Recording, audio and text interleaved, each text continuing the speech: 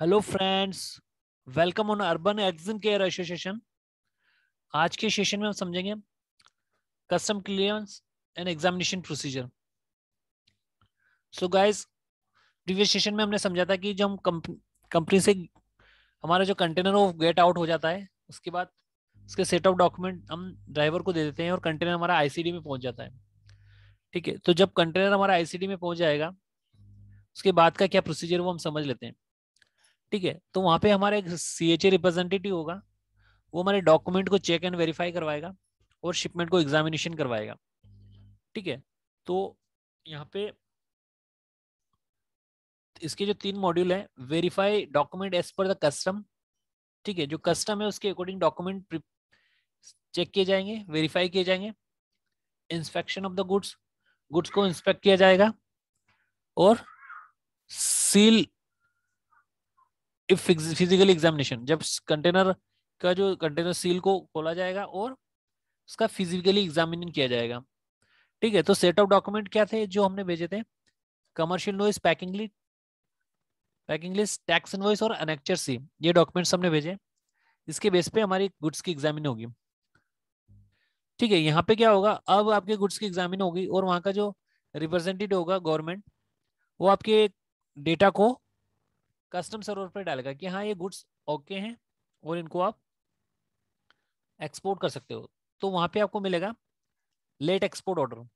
ठीक है, तो ये सारी चीजें कब होगी? जब गुड्स आपका एग्जामिनेशन हो जाएगा, एग्जाम हो जाएगी और फिर आपका शिपिंग बिल जनरेट होगा।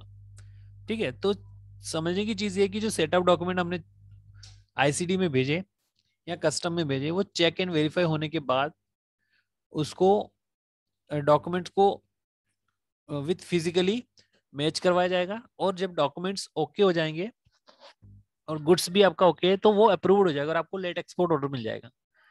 ठीक है, तो जैसे ही लेट एक्सपोर्ट ऑर्डर आपको मिलेगा, आपका जो कंटेनर है वो हैंड ओवर कर दिया जाएगा कॉनकर को। ठीक है, रेलवे को, रेलवे डिपार्टमेंट को, जो कि जो कि शिपिंग लाइन के अंडर भी होती है और डायरेक्टली भी होती है। तो यहाँ पे शिपिंग लाइन को आपके गुड्स हैंड ओवर किए जाएंगे और as per cut off time आपका जो कंटेनर है वो ट्रेन के ऊपर लोड होगा और वहां से आगे बढ़ेगा। तो फाइनली जो कंटेनर आपका कहाँ पहुंच जाएगा? सी पोर्ट पे।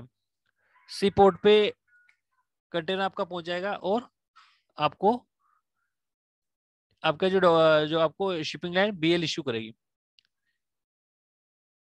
तो यहाँ पे as per cut off time आपका वेसल शेड्यूल होगा कि आपकी जो शिपमेंट कब है।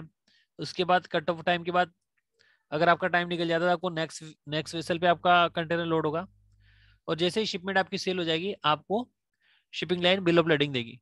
सो गाइज, इस सेशन में हमने ये समझा कि हमारे गुड्स कस्टम में पहुंच जाते हैं, वहां पे फिजिकल एग्जामिनेशन होती है और जब डिटेल सारी ओके हो जाती है तो हमें लेट एक्सपोर्ट ऑर्डर मिल जाता है। अगर डिटेल्स मिसमैच है तो फिर क्वेरी होती है और एज एक्सपोर्टर हमें वहां पे प्रेजेंट होना पड़ता है और जो भी क्वेरी है उसको रिजोल्व करना होता है।